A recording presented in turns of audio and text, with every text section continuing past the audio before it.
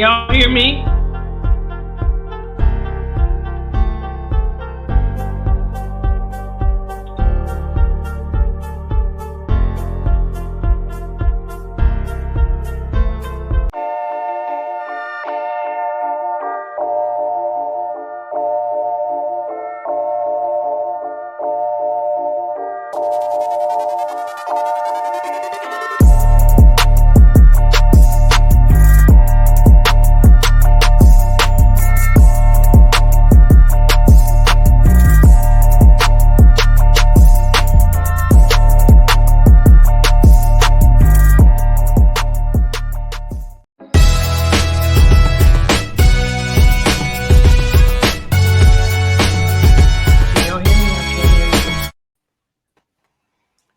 So, things have just gotten better, right? Better, so much better. Obviously, as you can see, we have been joined by a very special guest. So, in addition to being, of course, Lady G, Miss Gina of She Talks Football, a member of Ravens Flock, also a member of the Undroppables crew, we have gotten the place classier, smarter, and more attractive, just like that. That's what I love about doing this show. So, for those that are new to No Huddle Necessary, it is, of course, a show where the sharpest minds, the most amazing people, and the people I get to spend my Wednesday nights with do verbal battle here. And one will emerge standing astride the conquered and crushed beneath their hobnailed boots. And whoever that victor shall be will get to crow and celebrate at the end as they bathe in the shame and defeat of their foes. That's how we do it. And of course, directly to my right is the babyface assassin himself, Brock Vierra. And then directly beneath him is our trademark infringement-free captain, Steve Rogers. And directly beneath me, but in so many ways above me, there she is, our special guest, Miss Gina. So, let's get it going. So, it's the first one.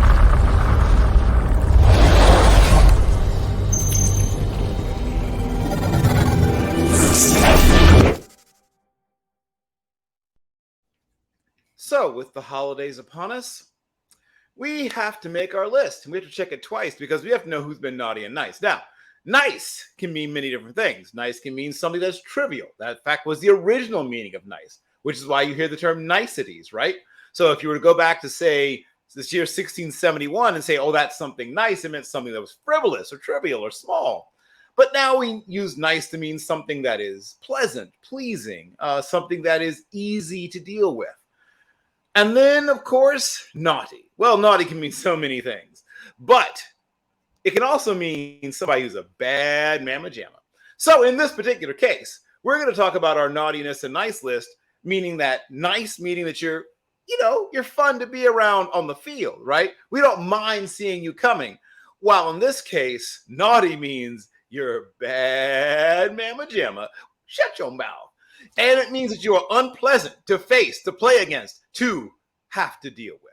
So I am going to, of course, in the words of Queen Latifah, go, ladies first, ooh, which means that Gina will get to go first.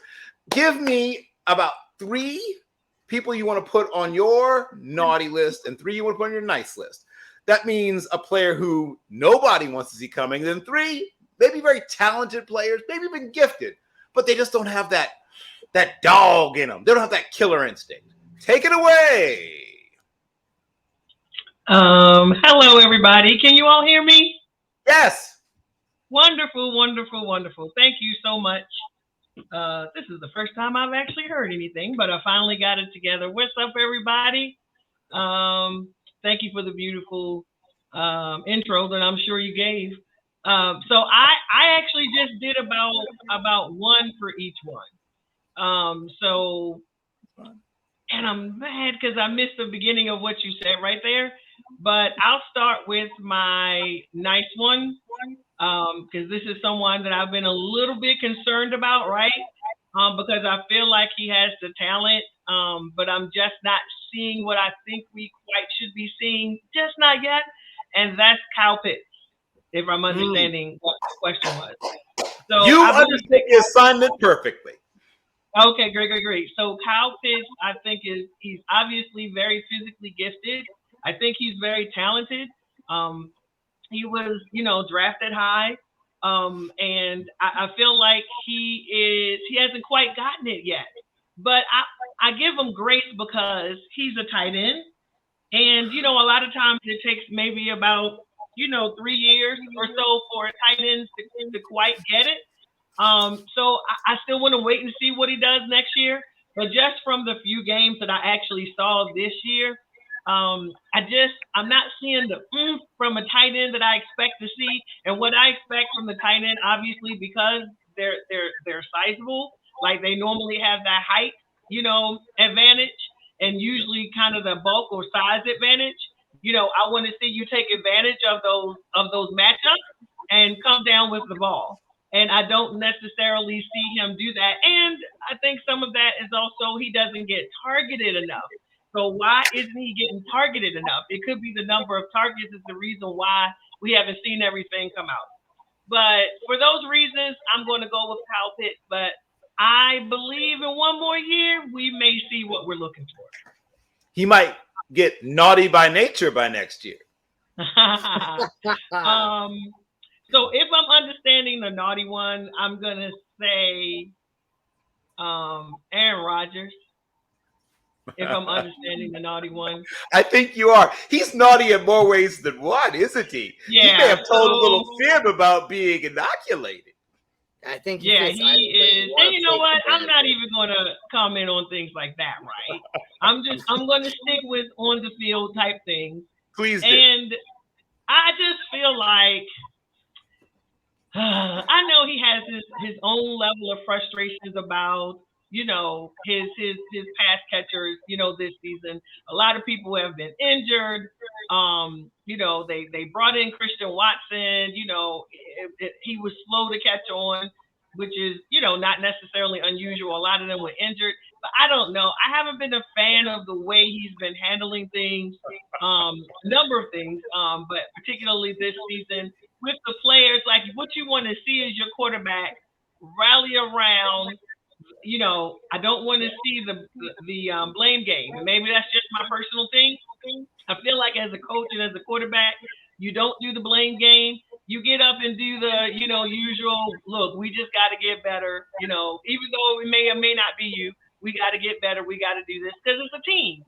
So I have a problem with the way that he approaches the media in terms of the way that he has spoken about, the rest of his team and about the coach and all that kind of stuff. So for me, he's just kind of rubbed me the wrong way. Some people might think, well, that's what you do as a leader. Maybe I'm looking for a different type of leadership from him, but I'm going to say Aaron Rodgers. So those were the two that I had because I had to really give a considerable thought. So I came up with one for naughty and one for nice. You did just fine. And he's been giving us a lot of BBL that does not be shoved into yoga pants. His BBL's been bad body language. But hopefully, with the big win and Christian Watson sort of breaking out, maybe things will turn around. Speaking of things that might break out, I have to bring on my, of course, ever popular co-host at College Football Forecast, the babyface assassin himself, Brock Vierra. Same question. Give me your naughty list and your nice list. Ooh, so the naughty is the one that play out of their minds, correct? And the nice is the ones that are not playing up to expectations. Is that correct? When you're a bad man, it's bad meaning good, or it can be bad meaning nobody wants to hang around you, but you still have to be a bad man pajama on the field. Yes. Got you. So we're talking about bad guys on the field. I gotta start off with Asante Samuel Jr., cornerback for the Chargers. Man has been playing incredibly just out of this world of late. We talk about the top cornerbacks of the league, the Jair Alexander. Sometimes we mention Jalen Ramsey, even though he hasn't had the best of seasons. We mentioned guys like AJ Terrell, Trayvon Diggs, so on and so forth. But Asante Samuel Jr. is having a comparable season. He may not have interception numbers compared to some of those players, but his pass breakup numbers are absolutely insane. He does phenomenal things on the football field, and he shuts down top level wide receivers that he faces a lot playing in the AFC. We saw it last Sunday as well. He was very solid when was targeted. The Niners were only able to get yardage when they were run the football or able to attack other players on the field because like Michael Valto-Davis. The Sunday Samuel Jr. is a second-round pick. This should have been a first-round pick. He's playing like a cornerback one. Big addition for the Chargers considering they lost J.C. Jackson for the year. Another guy that's a bad man right now, Aaron Browning, taking over for Bradley Chubb. He has just really sprung onto the scene this season.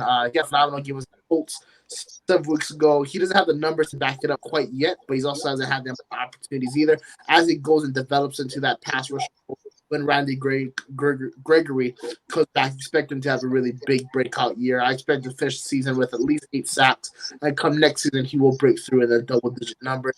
Uchenna Nwosu is having a quiet season up in Seattle right now. Really good outside linebacker for them. Tyler Linderbaum for the Ravens having a solid year as a center. Really backing up my claim saying that he was the best center in the draft, and that team should have taken him early. And then transitioning to the players that haven't been good of late or just good at all. I guess I would have to start with Jalen Ramsey. The man gets beat consistently on consistent basis. You really can't explain what's going on with him. He's just one part of the Rams kind of Super Bowl hangover, but he's not playing the level for which we're accustomed to at the moment. Zach Wilson has really been very disappointing. This is a guy that a lot of people had being potential QB1 in that 2021 draft over Trevor Lawrence. Quite frankly, he's probably looked like the worst quarterback that went in the first round. Might be even worse than Davis. Probably he is worse than Davis Mills at this point. Actually, the only quarterback in the first 3 rounds that is worse than Mills at the moment is probably Kellen Mond, and I don't think Kellen Mond has been on a football team at this point. He has all the great in the world, but he just doesn't have the brain power to be able to put it all together. You look at his record when he was at BYU, when he faced teams that had 10 or more wins, all of them. These aren't great teams. Well, these are just teams that had 10 or more wins. Just really disappointing considering all the weapons he has around them. And the last player that I'll mention for not living up to what we've expected, I have to go with the rookie James Cook. In a solid running back class, he's not one of those great running backs. He was drafted fairly high for a running back in the 3rd round. Got drafted ahead of him, Walker, Breece Hall, David Pierce. Guys I drafted below him, Rashad White, Isaiah Pacheco. They're all outperforming him at the moment. It's been really disappointing. You knew it was bad when his first fumble, and he hasn't really been able to cover. And it's part of the reason why the Bills as solid as they should be. They don't have a solid run game. They thought that Cook was going to be that solid run game. So those are my players for the who haven't been. Yeah, and I'm not surprised about James Cook. He wasn't a number 1 running back in college, right? He was a guy that was essentially, the speed guy, the 3rd down guy, and the other guys carried the bulk of the workload. I think that's what he is. He's a speed back who can catch the ball, but I don't think he'll ever be more. And people who saw more were projecting, right? They weren't seeing that based on what he'd done. It was based on what they hoped he'd do. And hope is a beautiful thing. It's maybe the most beautiful of things, but hope's not a plan. And, of course, that brings us to our captain. So, of course, once again, our nihilists, that's those bad men. And they might be unpleasant off the field, but more importantly, they are bad on the field. You don't want to see them coming. And those who are on the nice list, a lot of talent, a lot of ability, but maybe, just maybe, they don't have that, right?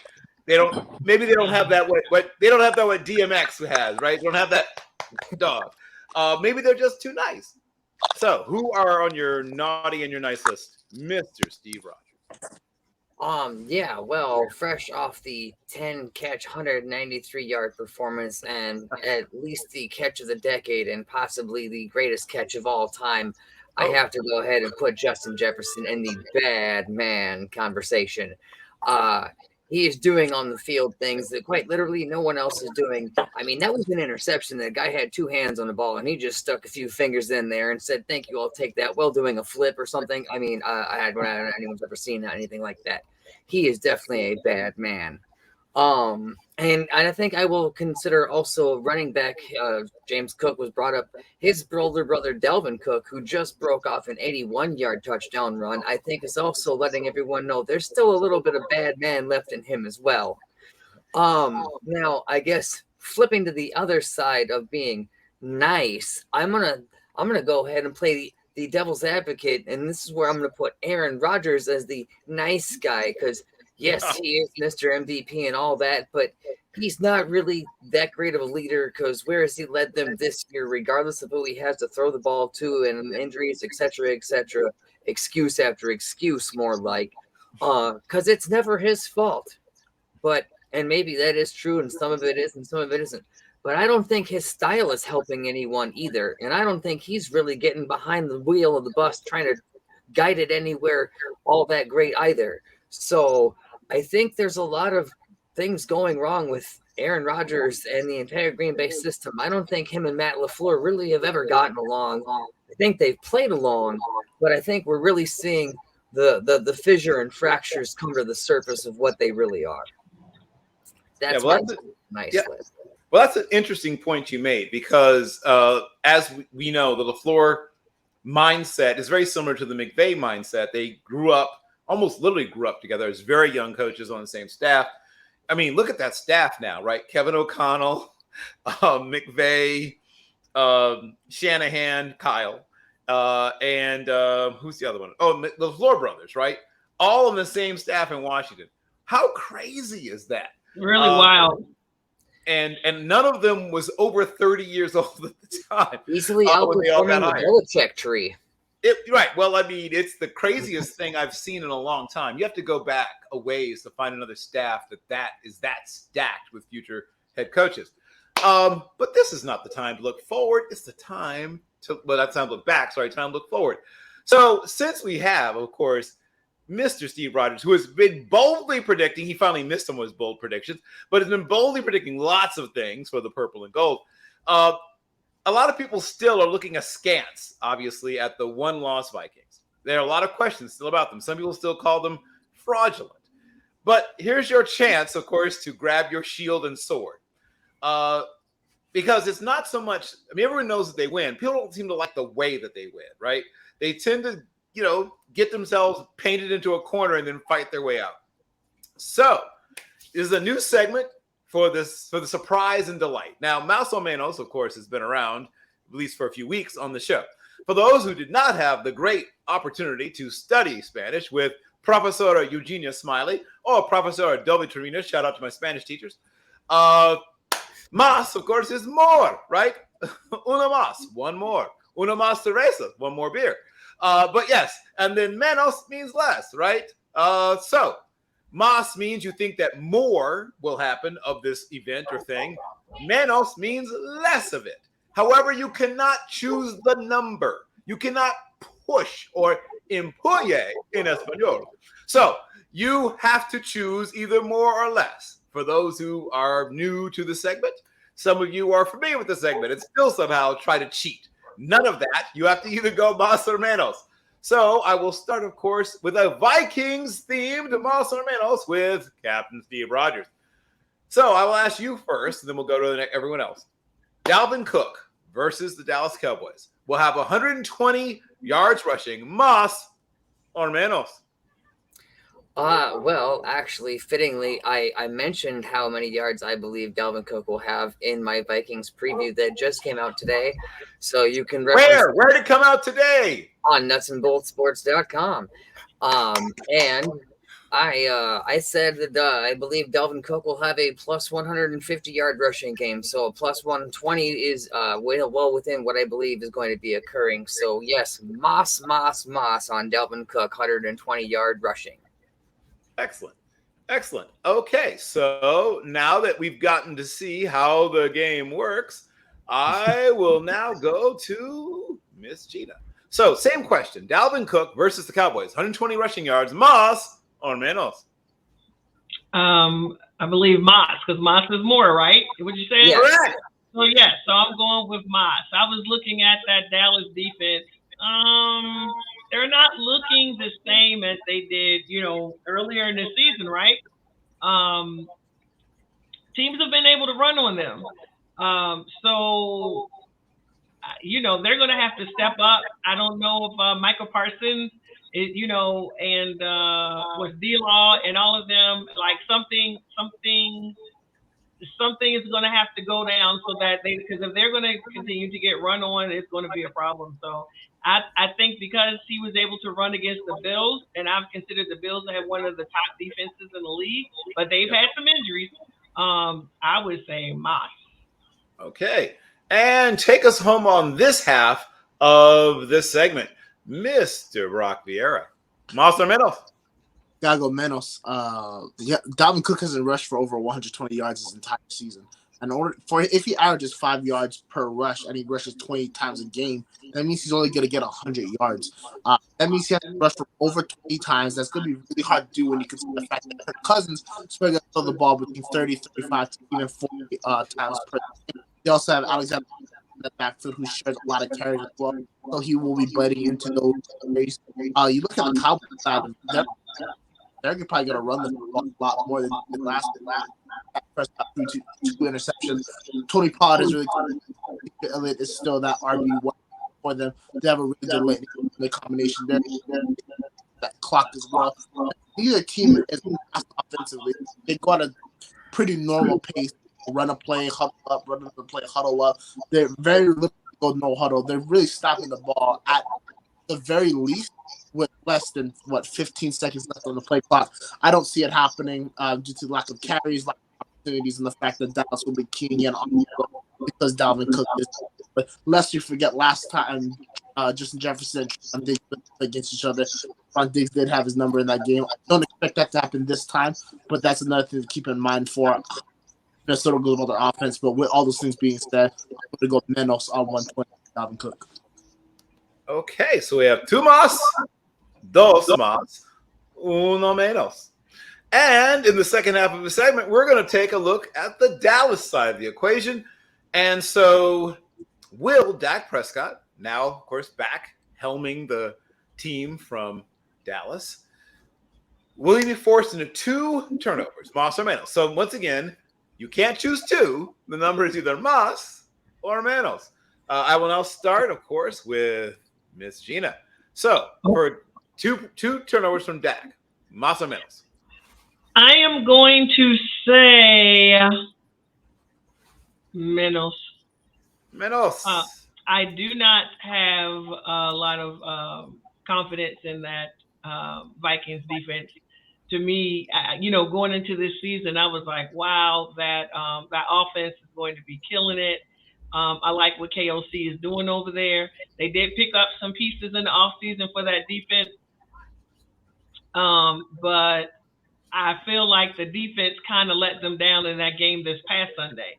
And if they had been playing a little bit up to par, they could have, or a little bit better, they could have put that game away prior to having to go into overtime. So I'm going to say menos. Okay. So, my captain, here's your chance to rebut. Más or menos, 2 turnovers for Dak.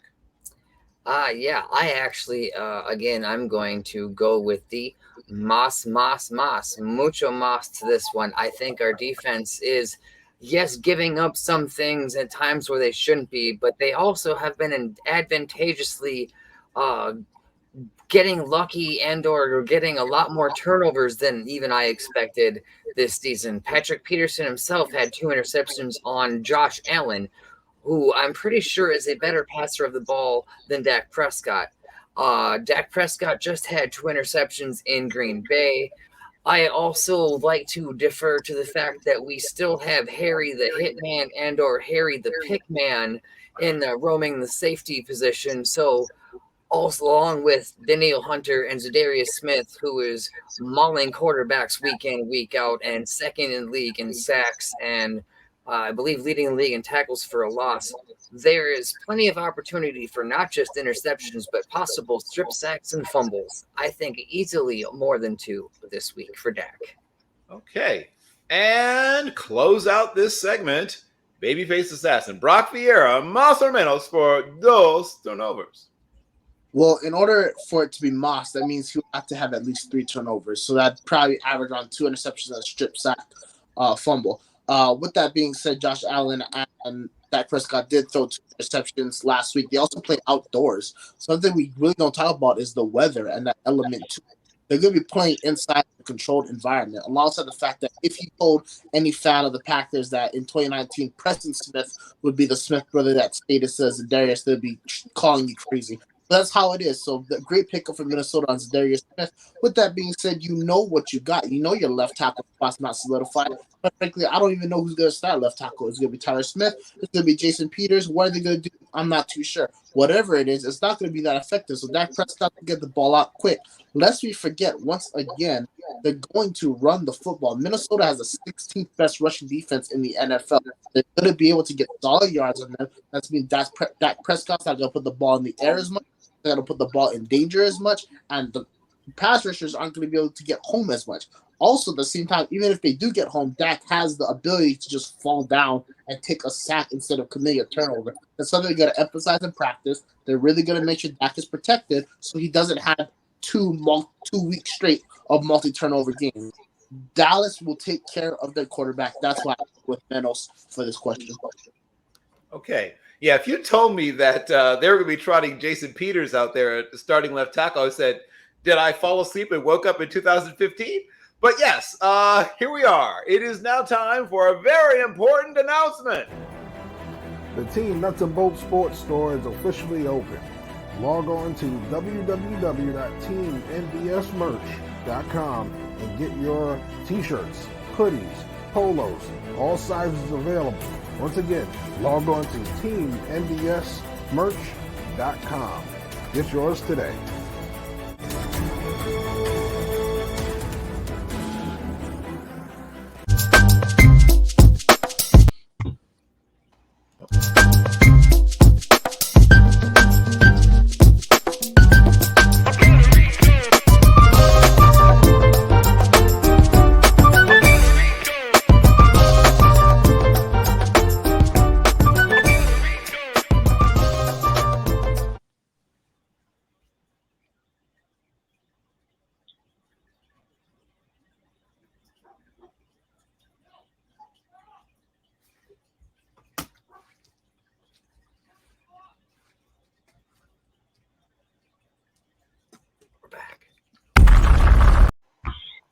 And now, the second quarter.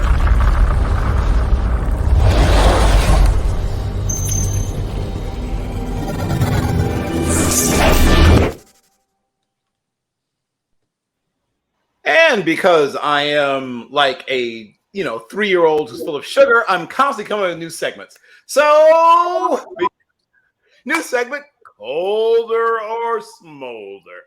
So you're going to pick a player. I'll give you a list of players. And you will choose if that player will start getting colder or if they will smolder. Obviously, if you say colder, it means that they're going to not play as well as they got off. They got off to a hot start. You see them cooling off. But if you think they're going to smolder, that means they will either play at the same level or maybe even pick up the pace through the rest of the season. So I will go through the whole list, and then I will give you a chance to hear them once again. On the list, of course, is the quarterback of the Dolphins, Tua Tagovailoa. Also, quarterback of the Seattle Seahawks, Geno Smith. Quarterback of the Philadelphia Eagles, Jalen Hurts. Rookie running back from Florida of the Houston Texans, Dameon Pierce. And recently traded, already making an impact on his new team, former Saint turned Eagle, CJ, formerly known as Chauncey Gardner-Johnson. So I will, of course, start with the woman who... Why? We're sports. It's equal. I don't have to go first every time. Or not. Or I will start with Steve. That's what I'll do. That's what I was going to do anyway. So, yes, I will start with Steve. Go down that list, Steve, and tell us if you think that player will get... So I'll start with Tua. Does he get colder or does he begin to smolder? I want to have faith and belief in Tua, and I'm just I want to hope that he stays healthy first, and I think as long as he does that, I think he will continue to smolder and do just fine. Okay. Geno Smith, also another great story, and I hope nothing but for the best. And then that West is such a mess out there. I don't know that he needs to do a whole lot to not be continuing to stay on the slightly smoldery side or not. But maybe I think of the quarterbacks, he's the one. If I were going to pick one of the quarterbacks to not smolder, I think it would be Geno Smith of the three. I think Jalen Hurts is ascending. He's finding his rhythm in place. They've put a lot of nice weapons around him. They are 8-1. Their division is a little bit tighter. I think that he's going to keep going and smoldering as well.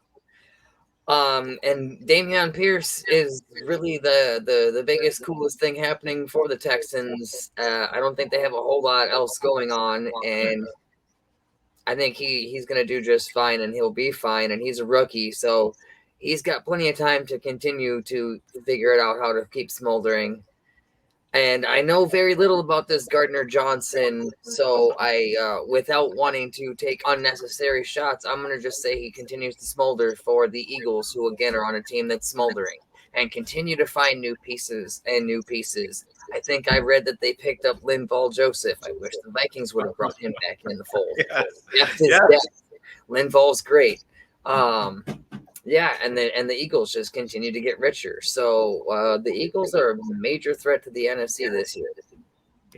Yeah. Once again, I mean, Howie Roseman. I mean, I gotta get my Howie Roseman. A lot of people, if you walk into a 24-year-old apartment, especially if it's like a dude who's got his first job in maybe advertising, and there's a big poster from Scarface, the Al Pacino version, but it's framed like it's an art piece. I want to get one like that, only it's actually Howie Roseman. But yes, in a frame, right? Yeah, in the white suit. But yes, same question for you, Mr. Brock Vierra. Colder or smolder with our same list, starting with Tua Tagovailoa. So with Tua, he's gonna be colder. I don't think we as a sports community talk about the fact that Tua can't play in the cold. Lest we forget, every time he plays in the cold, he doesn't play well. He's got an away game at San Francisco, I believe. He's got an away game at Buffalo. He's got an away game at New England. I don't know if he played at the Meadowlands or he played there already. I think he did play at the Jets, but out of the last 7 games, I think 4 of them are on the road and 3 of them are in super cold climates. If you look back at his high school career and his youth career, he played in Hawaii, which never gets cold. When you look at his collegiate career, he played at Alabama, which is in the South. The only times he ever truly played in the cold was the national championship game in 2019 when he played Clemson in Santa Clara and he got smoked. And that was about it.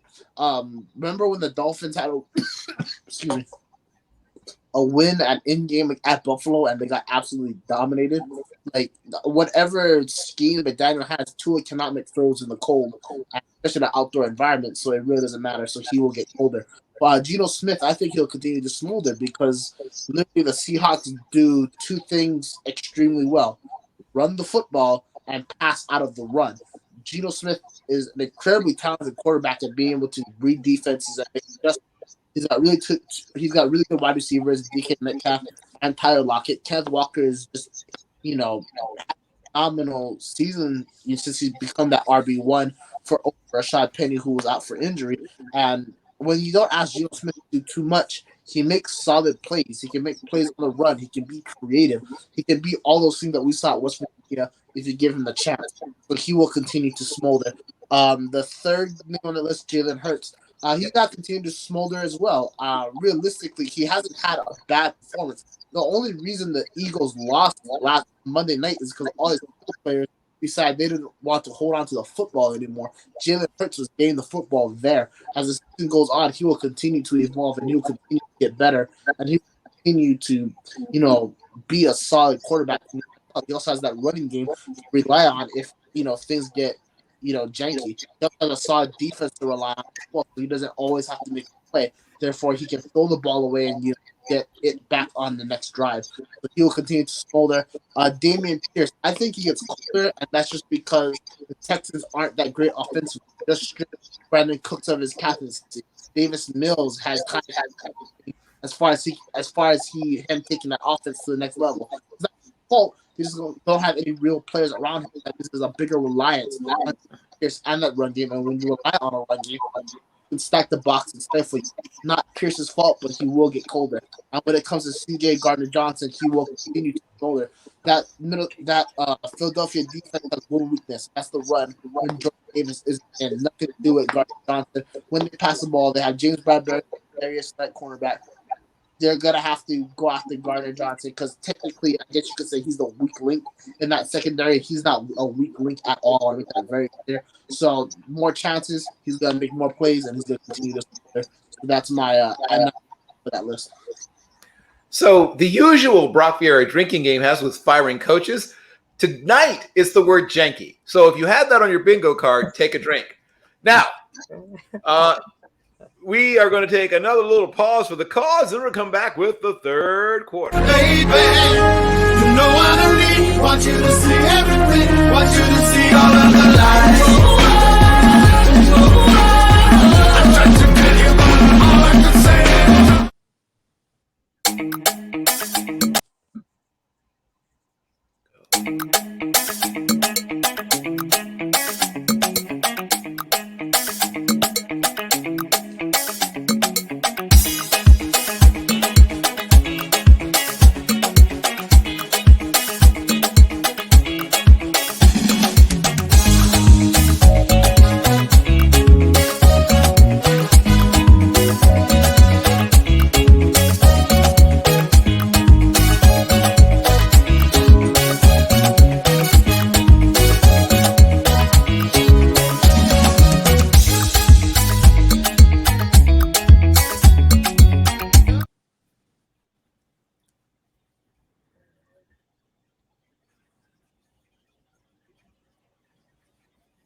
Well, that was fun. Now, that brings us to the ever popular third quarter.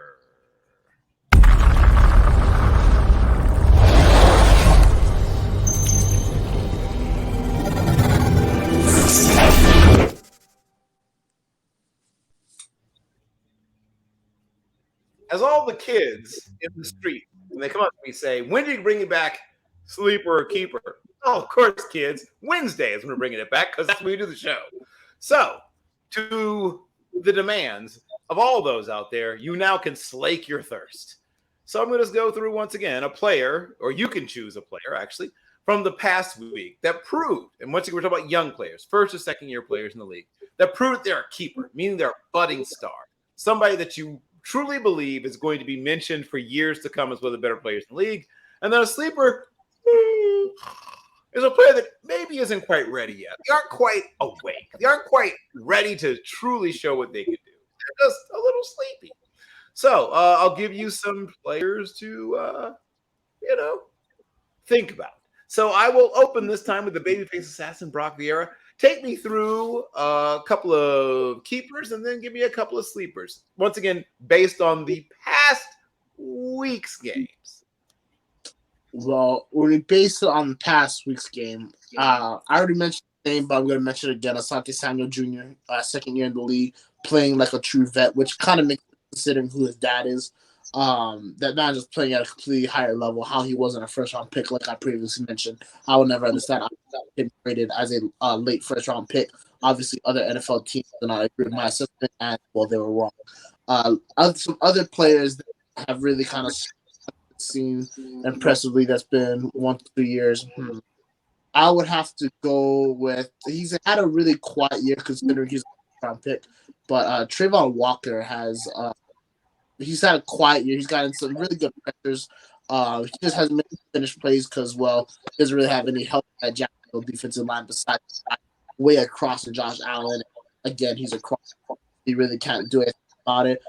Tariq Woolen, once again, he's just been outstanding out of UTSA, who has just, wow. When you talk about the cornerback class, I was looking very impressed with guys like Sauce Gardner, who are Derek Stingley, Roger McCreary, Trent McDuffie. Woolen is absolutely outplaying majority of them besides Gardner Jr. interception over Tom Brady, which kind of funny on that. But just for the most part, he's been playing out of his mind and has really cemented himself as another quarterback one in the league. A guy that has really disappointed, kind of expected considering what I saw on his college tape, is Aiden Hutchinson. He did have a 3-sack game earlier this year. He does have 5.5 sacks on the season, but he's been fairly quiet for the most part. Yeah, he did pick up Aaron Rodgers in the end zone. Whoop-de-doo dazzle.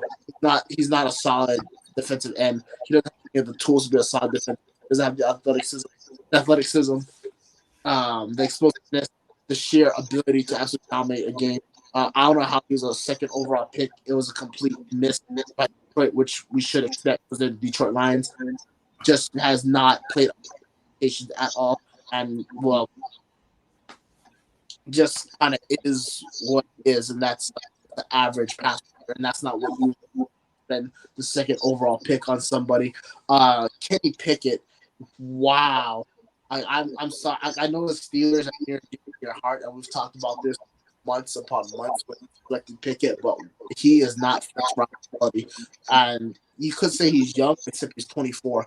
This was a guy that was supposed to be the most pro-ready prospect, and there was a reason why I didn't have a quarterback going round. He's not good. He can't read defenses. He trusts his arm too much to throw tight when he really can't. Continuously throws behind receivers.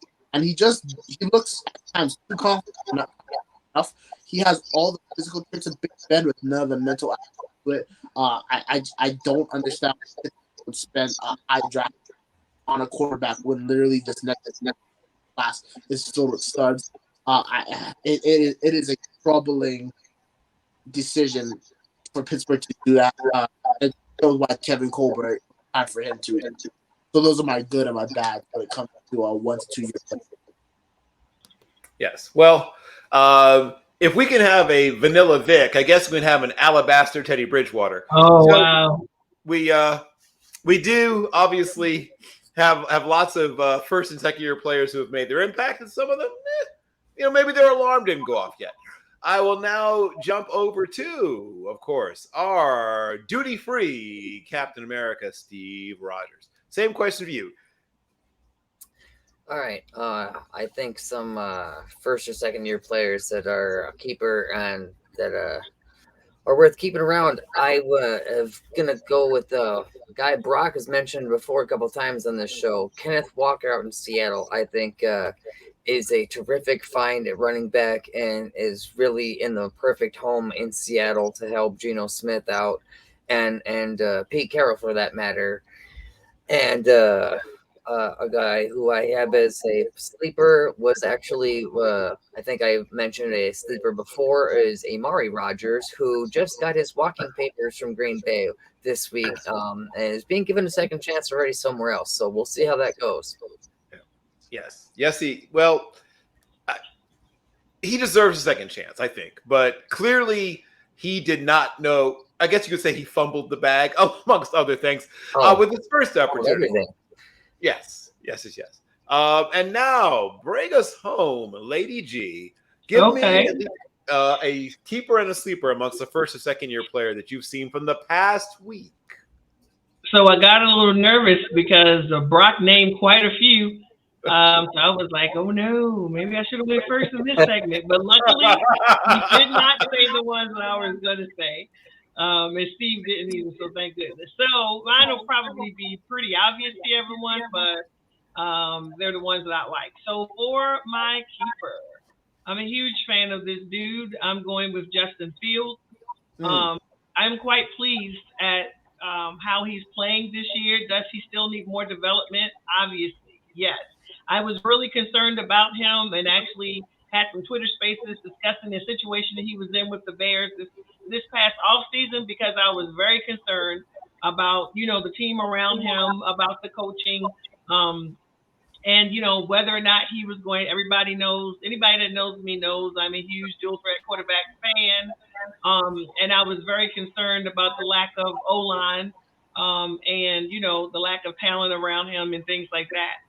But despite all of those things, I think he's playing better than what the team is around him.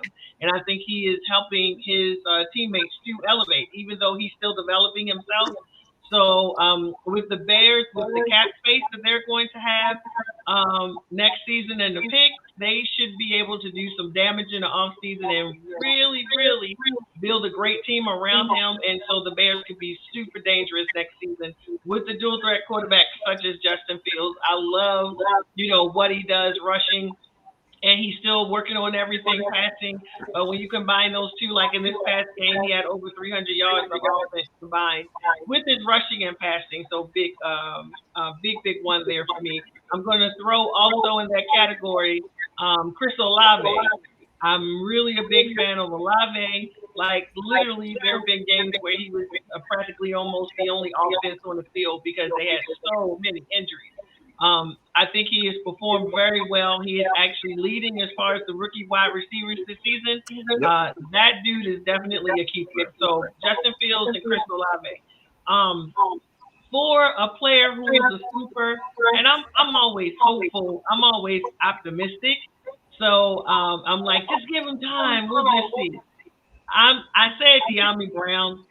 He did manage to make a play in this game. He caught that low ball that was actually thrown, but he got down and he got it. But overall, we haven't seen as much as I guess you would want to see. So I picked De'Ami Brown, but again, still with some optimism, I think he's going to wake up. He may be a sleeper right now, but I think he's going to get woke. Yeah. And that's the whole point, right? These are still young players. That's why I use the term sleeper. I didn't say dead. I said sleep, right? Because there's always a chance that they may awaken. And they are young. Give them a chance. Some people, especially when they're young, sleep a lot. Okay. And once again, not really popular, man. Just I like it because I'm a weirdo. So we're going to come back to a segment called Canton or Scranton. Now, those of you who are familiar, of course, with the paper products game know that Scranton is the home of Dunder Mifflin. And so we're going to talk about players based on if we think that they're going to be great long-term additions to the NFL, or if at some point they're going to be pounding that phone, trying to make sure somebody gets many, many reams of copy paper, and of course trying to move some of those other, maybe some paper shredders, all those products that are associated with your office supplies. So let's just walk through a few of them. I have D'Onta Foreman, of course, running back, Carolina Panthers. Frankie Luvo, who I know Barack is already familiar with, a terrific young linebacker. And Isaiah McDuffie of Boston College in terms of college, and then now Green Bay. Nick Westbrook-Akine, formerly of the University of Indiana, who now is in Tennessee. And Rashad White, right, from Arizona State, who now finds his home in beautiful Tampa. And I will begin with our captain. With the Hunger Games, I volunteer. Oh, now she wants to go first. Okay, so here we go. The tides have turned. Ladies first. Okay, so that's not what I meant to do. Okay, so here we go. Take it away. I'm really only going to talk about the one that I'm most familiar with. The other gentlemen, I know of them. Not as familiar with with what they're doing, so I try to only talk about players and games and things that I actually know what I'm talking about. So the one that I do want to talk about is D'Onta Foreman, because D'Onta Foreman has actually been a favorite of mine since last year. We all know he was on the Titans. He was the backup running back behind Derrick Henry. Derrick Henry went down. D'Onta Foreman took over. And, I mean, there were games when I'm like, is that Derrick Henry? Did he come back? I think he is a great running back. He performed very well on the Titans last year. I was very surprised that they actually let him go during the offseason. Like, you want a back like that if Derrick Henry goes down, they can pick up the slack and keep going. So they let him go, and he winds up on the Panthers. That was a great pickup for the Panthers. He has picked up doing his thing this season. I love to see him on the field. I am calling him Canton. Yes. Definitely not. Got it. I remember when he's with the Texans, I thought, he's going to end up being their RB1. And for some reason, the Texans, I've heard some, back channel stuff about maturity, but he clearly had talent. And I thought the Texans, weren't exactly awash in great young players, would at least give him time to develop. But he's now on his third team, and it looks like he's putting it all together. Once again, sleepers sometimes awaken. So that brings us now for real this time to our trademark infringement free captain, Mr. Steve Rogers. Can't be stranded.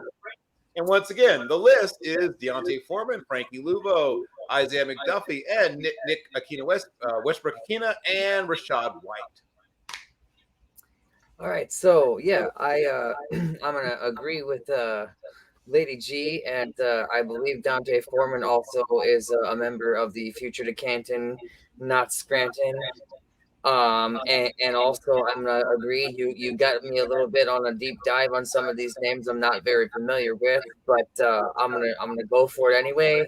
I think the Frankie Luvo, I think he also to me sounds like what little I have been able to develop, and didn't get a whole lot of research tonight. I was busy trying to pump out too much today, and my research for tonight was the last thing to get to. So I'm a little behind here at the end of these questions. But I think Frankie Luvo does make the Canton side. I don't know enough about McDuffie, so I'm gonna say because of my own ignorance to him, he's Scranton, and not because of him, it's because of me. So I guess I'm the one that's Scrantoning on that one. And I will also say the same for the Nick Westbrook. But I like Rashad White for Canton. All right. And bring us home on this segment, the babyface assassin himself, Mr. Brock Vierra. So Dante Foreman is a flash in the pan player, which is not a bad thing. A very long, stable career by being a flash in the pan player as CJ Anderson. But with that being said, he's going to fill out in Carolina come next season. I think he's continued to have a solid season this year, but he will fizzle out. So that's why I say Canton. Frankie Luvu, I say he's Canton. He's playing at a very high level right now. I also got to watch more of his film, but I'm just going off based on what I heard from other analysts. But again, Carolina is such a weird situation right now. You can't really say anything. But based on what I see, I'm going to go with Canton. McDuffie, I'm not qualified to speak on him, so I will pass. When it comes to Westbrook Akina, I loved him for a long time.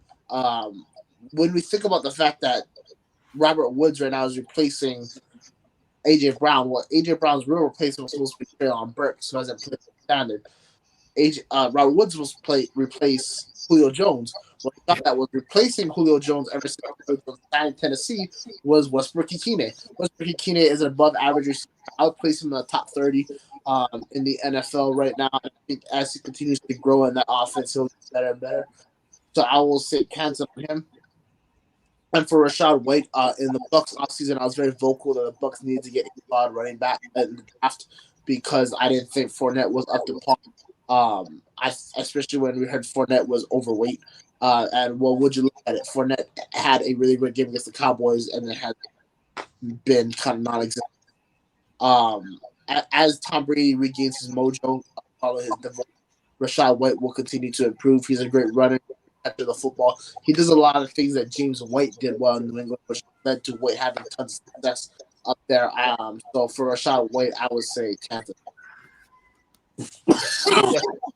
Yes, indeed. Yes. Well, first of all, I did decide to push you guys a little bit this one, and some of you rose to the occasion, and some of you, and wisely, some of you said, "Hey, I just don't know." Hey, don't pretend to know what you don't know when you don't know. So that's always a good thing to do.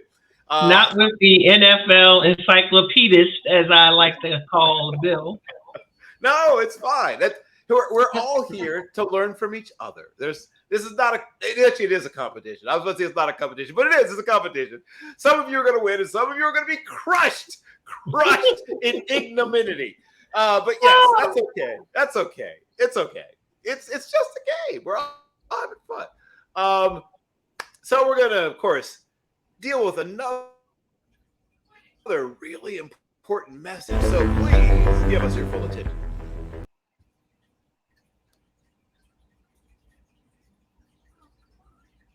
Or not.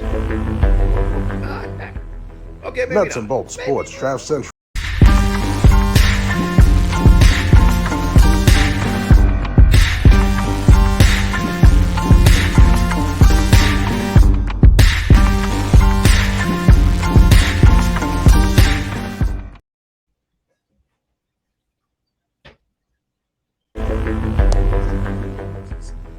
Nuts and Bolts Sports Draft Central will be live from the Reese's Senior Bowl in Mobile, Alabama. Our scouts Jeff Barnes and Bill Carroll will be on hand to break down the performances of the participants in this year's Reese's Senior Bowl. So make sure you tune in for all the coverage. As also, make sure you tune in to NFL Network on Saturday, February 5th, 2:30 Eastern, 1:30 Central.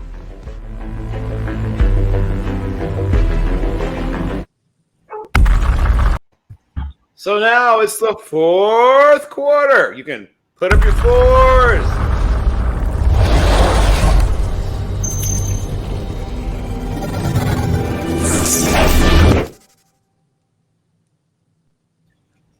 Go, putting up the fours. Well done. Yes. So as Steve knows all too well, you can really put yourself in great position by being deadly sniper accurate with your peering into the future, as Steve has done very well here. So we're going to call our shots. And I will let Steve, who is so far, I guess, the Call Our Shot segment champion, demonstrate. So the idea is to have a prediction about, well, the future, because that's what predictions are usually about. Make it one that is bold but realistic. And like I said, if like Steve, you nail it, I will give you your props, and you'll start the next game with a little free extra point in your pocket. So Steve, who's been quite hot, do it. Can you do it again? We'll find out. Call your shot, sir. All right, I've got two things going.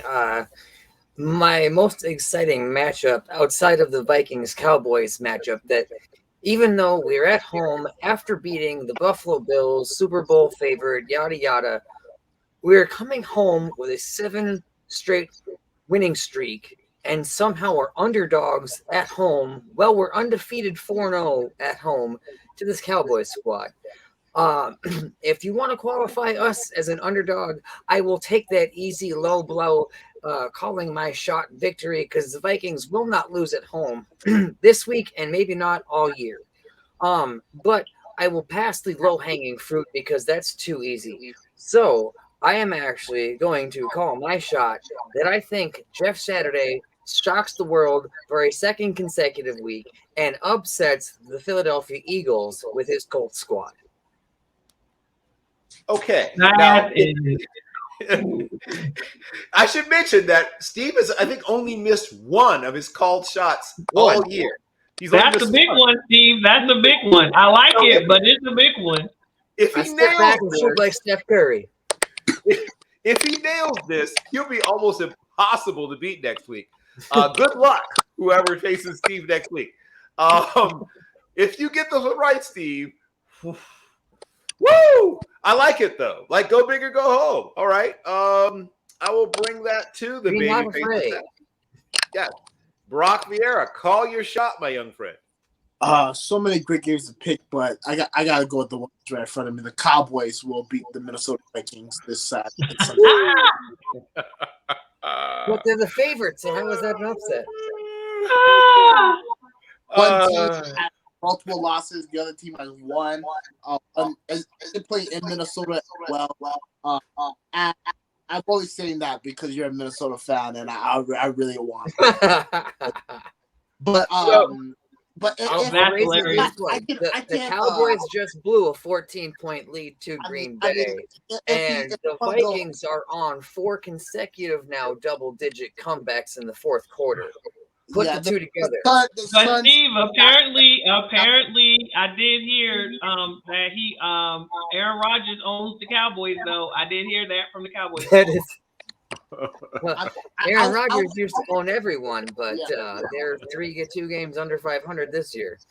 I would just like to add that last week you said the Packers were going to lose to the Cowboys, and my pick was the Packers over the Cowboys, and I was correct. So I was going to go with the same strategy this week just because. But since the boys are favored, I'll go with another one that is the underdog pick. I would say that the Los Angeles Chargers will upset the Kansas City Chiefs on Sunday Night Football. Wow. Okay, so here's the one way that you can keep up with Steve, I guess, is to have an equally bold take. And once again, if you're right, if you're both right, I don't know what I'm going to do. Which I don't know, because whichever one of you is right, obviously is going to start the next game way up. If you're both right, I guess everyone else can just go home, and it'll be a battle between the two of you. And now, bring us right last week. Yeah. So my bold take, I don't think is anywhere near as bold as you two, but I love it. I am calling the 49ers to lose to the Cardinals. Okay. I feel like with all the offensive firepower that they have, looking at that game against the Chargers, who were obviously down so many starters, that offense got off kind of slow. I mean, they did come back and score, but I guess I'm looking for more. Like, where's the umph? Like, they wind up winning, by a decent score in the end. But if you actually watch the game, the eye test, that offense, it slowed down a great bit. And I was not expecting that from the likes of what they have on that team. So that kind of threw me off a little bit with the 49ers. And I'm not sure if they're quite there yet. I think they can still roll and get there. But with, we heard today that Hollywood Brown is off of IR and will begin to practice. Now, it's questionable if he plays on Monday, but if he does, I feel like that really boosts the Cardinals' offense to have D-Hop and Hollywood Brown and Connor and everyone else there, right? Because now you got to worry about both of them. And the Cardinals' defense have improved. Because I was like, wow, the Cardinals, they don't have any defense. But that defense has been playing much better than the last couple of weeks. So I'm calling for possibly the 49ers to get upset by the Cardinals. Okay. Well, everyone did very, very solid work there. I have some deliberations to undertake within myself. Give me a moment. Unsportsmanlike conduct, 15 yards. Okay, that's enough time. And I'll admit, I admittedly was going to have the fix in. I was going to have Miss Gina win no matter what. But no, I eventually said no. I'm going to let merit carry the day. You did great work, Miss Gina. You were right there, neck and neck. But I'm going to have to give it to the babyface assassin, Brock Vierra. He came strong, segment after segment after segment. Steve, you got off to a great start. You stumbled a little bit in the middle and then closed super strong. But Brock was just steady throughout. So, Brock, that means you, sir, are...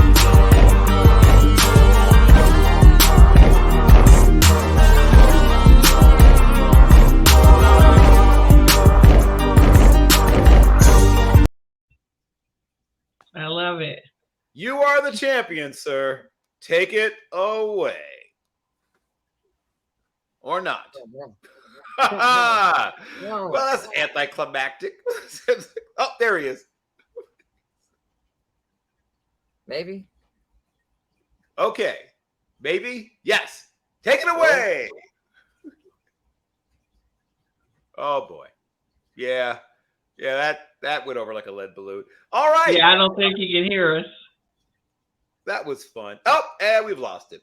Well then, Miss Gina, guess what? You do win. Oh, yes. Nothing like winning by default. That's the best. Okay, get on out there. Absolutely nothing like winning by default. We don't do that. What did I say earlier? We're equal in sports. So, yeah.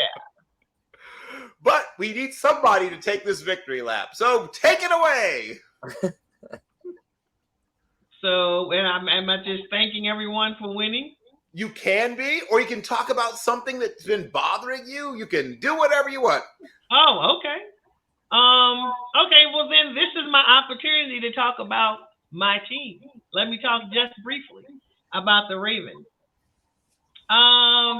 I think that people have been ignoring our team. I think when people think about the AFC, especially prior to this past week, I would say more so. They say the Chiefs, they say the Bills and the Chiefs. No one brings up the Ravens. I think people are sleeping on us, and we are primed to get to the Super Bowl. Yes, that's what I said. Hey. I'm looking for us to win the Super Bowl this year. As far as I'm concerned, we are until we're not. We're getting healthy at the right time. We're getting players back at the right time. We're getting in a groove at the right time. We're getting hot at the right time. We have a favorable schedule. You know, in our last 8 games, we're leading our division.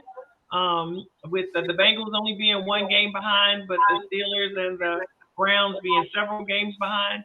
I really am looking for us to do a deep run.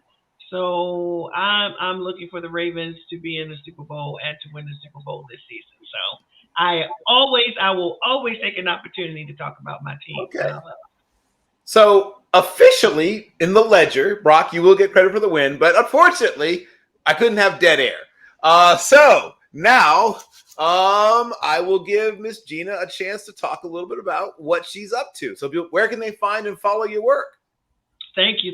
So it's Lady G, Miss Gina. And if you want to know why I have 2 names, if you know we're talking ball, you're not trying to slander my team or my quarterback, it's Lady G. However, if you try to bring slander about my team, the Ravens, or my quarterback, QB1, the number 8, Lamar Jackson, Miss Gina will come out. She does not like it. So you can definitely follow me on Twitter at She Talks Football is 1L.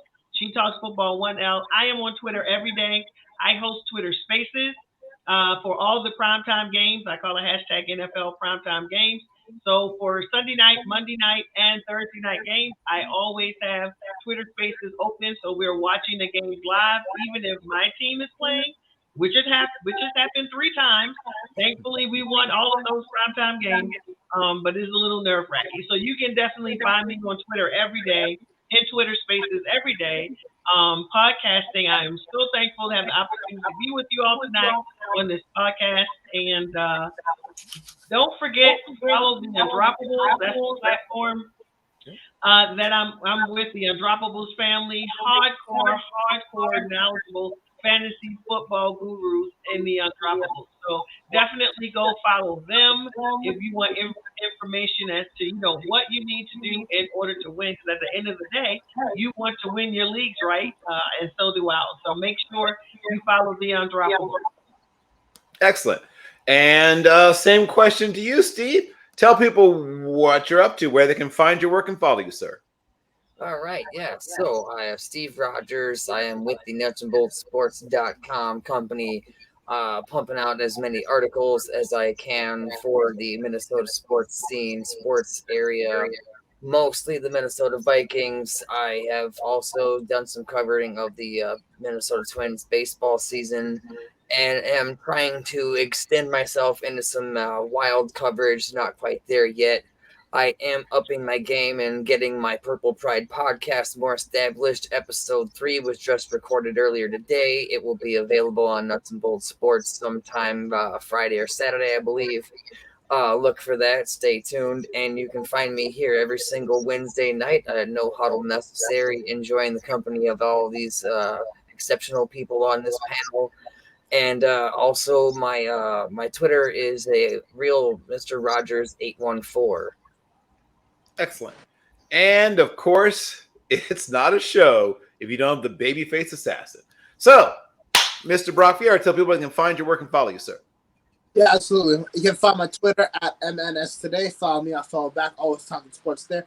You can look at articles and some of my podcasts on my website, midnightsportstoday.org. Of course, some of those episodes have you, of course, Professor Mr. Bill Carroll on them as well. I am now writing for Nuts and Bolts Sports. I'll be covering I know, right? Crazy time.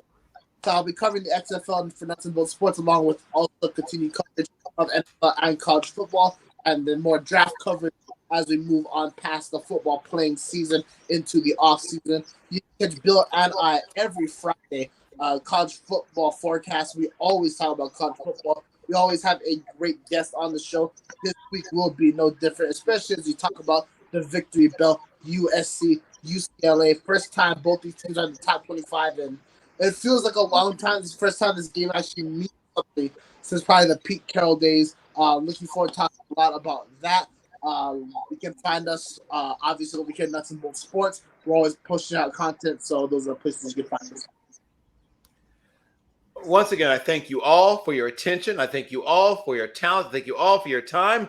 And hopefully, Miss Gina will see her way to return at some point. I once again want to let everyone know just how much I appreciate everything. And we are OUT out.